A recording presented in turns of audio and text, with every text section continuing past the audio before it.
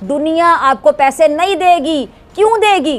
क्योंकि पूरी दुनिया को पता है आपका, आपकी लीडरशिप के किरदार का। दुनिया कभी भी आपको 1 रुपया नहीं देगी और नहीं दे रही। इंडिया के फॉरेक्स रिजर्व एक हाईएस्ट पॉइंट पर इस वक्त पहुंचे हुए हैं, जो अभी तक हमें रीसेंट पास में नज़र आ रहे थे उससे कहीं ज़्यादा।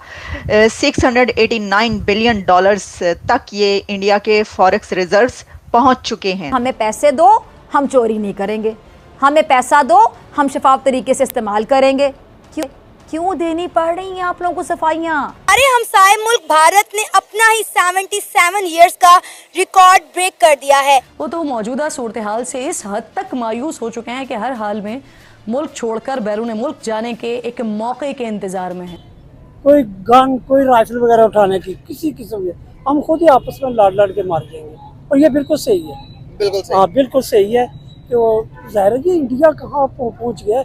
इंडिया तो अमेरिका को आंखें दिखाता है, चाइना को आंखें दिखाता है, और इंडिया तो एक बड़े विश्व को आने वाले वक्त की वो एक कुव्वत है। ग्लोबल इन्वेस्टर्स इस वक्त इंडिया में मौजूद हैं। वैसे तो वो कौन सा वक्त होता है जब इंडिया में ग्लोबल इन्वेस्टर्स नहीं होते। क्यों देगी आपको दुनिया पैसे? आपके लीडर की फैक्ट्रियों के लिए देगी पैसे?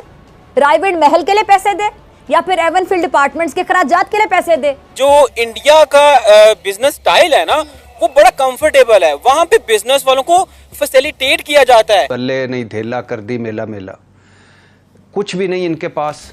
आईटी में हम क्यों जा रहे हैं पीछे? इंडिया कहाँ चला गया? हम जैसे एक ही थे ना, अब कहाँ चले गए हम? यही वजह है कि हमारी प्रायोरिटीज डिफरेंट हो चुकी हैं।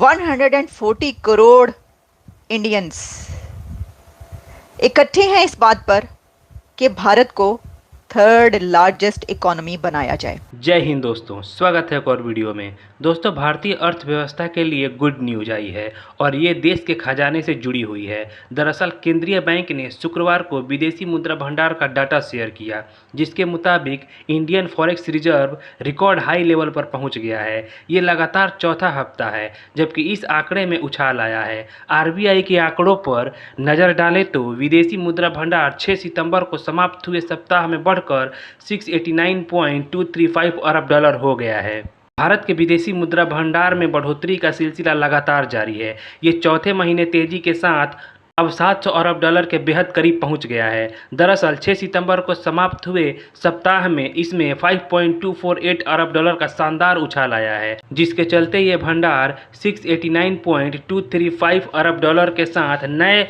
लाइफ टाइम हाई लेवल पर पहुंच गया है। इससे पिछले हफ्ते में फॉरेक्स रिजर्व का आंकड़ा 683.987 अरब डॉलर था। विदेशी मुद्रा भंडार में इजाफा होने के साथ ही भारत के अन्य रिजर्व में भी तेज बढ़ोतरी देखने को मिली है। इस अवधि में foreign currency assets reserve FCA 5.107 अरब डॉलर बढ़ा है और ये उछलकर अब 604.144 अरब डॉलर के स्तर पर पहुंच गया है। गौरतलब है कि FCA में विदेशी मुद्रा भंडार में रखे गए यूरो, पाउंड और येन जैसी नॉन अमेरिकी करेंसी में होने वाली घट बढ़ का प्रभाव भी शामिल होता है। इंडिया के फॉरेक्स रिजर्व एक हाईएस्ट पॉइंट पर इस वक्त पहुंचे हुए हैं, जो अभी तक हमें रीसेंट पास में नज़र आ रहे थे उससे कहीं ज़्यादा।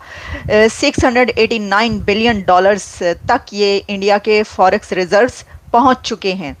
लेकिन जो अभी अभी की खबर है वो ये है, इससे पहले कि हम ये फॉरेक्स रिजर्व पर आएँ, खबर ये है कि ग्लोबल इन्वेस्टर्स इस वक्त इंडिया में मौजूद हैं। वैसे तो वो कौन सा वक्त होता है जब इंडिया में ग्लोबल इन्वेस्टर्स नहीं होते, ये सोचने की बात है।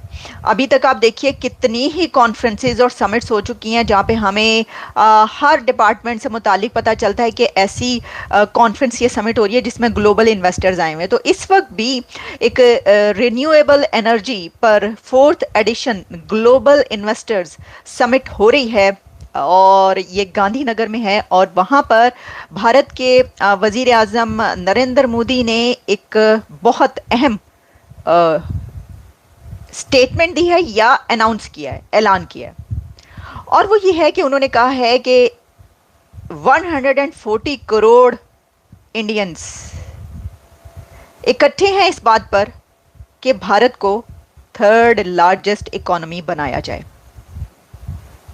देखें, ये तो अभी तक चलता रहा था ना, ऐसा नहीं है कि ये बात पहले नहीं की जा रही थी। मोहित सूरी कह रही हैं 12 मिनट्स लेट। मैं 12 मिनट लेट हूँ। मैं 12 मिनट किससे लेट हूँ? क्या मैंने कोई ये टाइम दे रखा था, उससे मैं लेट हो गई थोड़ी, तो मैं माजरत चाहती हूँ। लेकिन आप सबका बहुत शुक्रिया, प्रोग्राम देख रहे हैं। तो प्राइम मिनिस्टर नरेंद्र मोदी ने इनॉग्रेट किया 4th global renewable energy investors meet reinvest meet 2024 in Gujarat, और उसके अंदर उन्होंने कहा कि in 21st century India is the best bet in 21st century.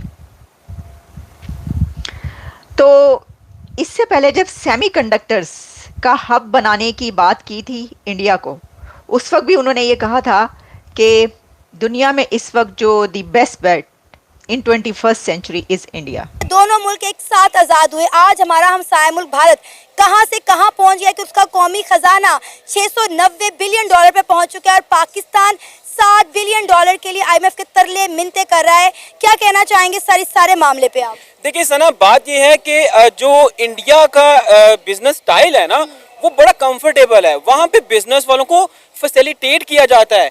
वहाँ पे जो काम करने वाली बड़ी बड़ी इंडिया जो कंपनीज हैं, जैसे किया है, बहुत सारी और इंडस्ट्री है, वहाँ पे उनको तंग नहीं किया जाता, वहाँ पे उनको रिश्वत नहीं ली जाती, वहाँ पे करप्शन नहीं है, वहाँ पे वो फैसिलिटेट करते हैं। हमारे मुल्क में क्या है, थोड़ा सा कोई काम करता है, तमाम सरकारी अदारे उसके पीछे पड़ जाते हैं, काम नहीं करने देते। तो यही वजह है, यहाँ पे बिजनेस को फैसिलिटेट करना तो सिखाएं भाई, कि किसी ने बिजनेस भी करना है। आप 2-4 कोई बिजनेस करता है, बेचारा आता है, इतना उसको प्रेशराइज किया जाता है। गवर्नमेंट सतह पे देखें, सरकारी अदारे देखें, हर बंदा उसके पीछे पड़ जाता है, वो सारा कुछ समेट के भाग जाता है। तो कहाँ से रेवेन्यू जनरेट होगा? रेवेन्यू तब जनरेट होगा जब हमारी गवर्नमेंट जो है सपोर्ट करेगी, जब यहाँ के अदारे सपोर्ट करेंगे। इंडिया क्यों आगे है? वहाँ के तमाम अदारे देखें, अच्छी अच्छी पोस्टों पे लगे हैं, गूगल्स के देखें, आप हर चीज के देखें, वहाँ पे लोग यहाँ से वहाँ शिफ्ट हो रहे हैं। कहाँ चला गया 1 रुपया हमारा एक वहाँ का कितने चला गए?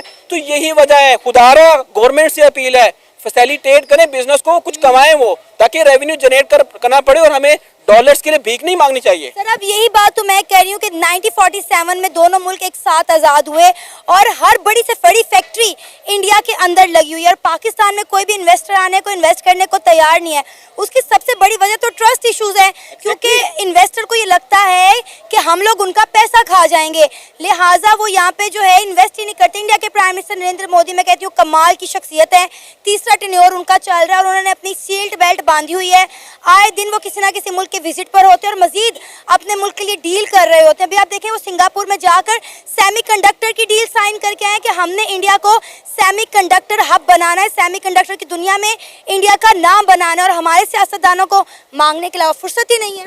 देखिए यही तो डिफरेंस है सना, मैं यही बताना चाह रहा हूँ कि यहाँ पे इंडिया की IT इंडस्ट्री देखें आप कहाँ चली गई है। हमारे यहाँ पे अभी तक वो फायरवॉल के इश्यूज, नेट के इश्यूज और फ्रीलांसर को तंग कर दिया इन्होंने, और किसी को इकोनॉमी तबाह हो गई है। मैं खुद फ्रीलांसर हूँ, मैं तंग आ गया हूँ, मेरे प्रोजेक्ट्स जा रहे हैं मेरे हाथ से, वो ट्रस्ट ही नहीं करते। वो कहते हैं भाई आपके हर मसले हैं। हमारी गवर्नमेंट किसी चीज को तो छोड़ दे, किसी चीज से तो कैसे रेवेन्यू जनरेट होगा? आप मुझे बताएं, हम कैसे तरक्की करेंगे? कोई सेक्टर तो कुछ बख्श देना, ये तभी तो हम बढ़ेंगे आगे। IT में हम क्यों जा रहे हैं पीछे? इंडिया कहाँ चला गया? हम जैसे एक ही थे ना, अब कहाँ चले गए हम? यही वजह है कि हमारी प्रायोरिटीज डिफरेंट हो चुकी हैं। हमारा जितना खाने वाला तबका है वो उसको नोच के खाई जा रहा है, इसीलिए हम पीछे हैं, इसीलिए हम दर दर पे मांग रहे हैं हमें पैसे दे दें, हम जो है वो अपना मुल्क खुद चलाने के काबिल हो जाएं। तो सर इसी दिन के लिए क्या हमने 2 कौमी नजरिए की बुनियाद पर हिंदुस्तान से अलहदगी इख्तियार की थी? छोड़ दें 2 कौमी नजरिया, मैं तो कहता हूँ वो बहुत पीछे चला गया है। हम 2 कौमी नजरिया हम चाहते हैं हम यहाँ से निकलें।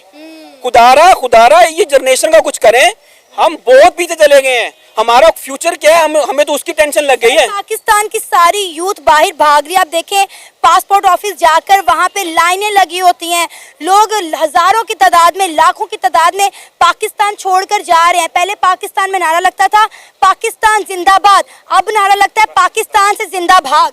यही तो वजह है, जब आपको तंग करेंगे, बिजली के बिल इतने आएंगे, आप यहाँ पे एक अगर बंदा कमाता है तो उसको मुश्किल हो गया घर चलाना, वो कैसे यहाँ पे सरवाइव करेगा?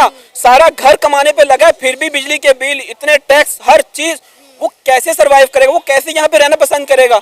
सर आप मुझे खुद बताएं, एक सैलरी पर्सन है, उसकी 60,000 सैलरी है, वो कैसे सरवाइव करे?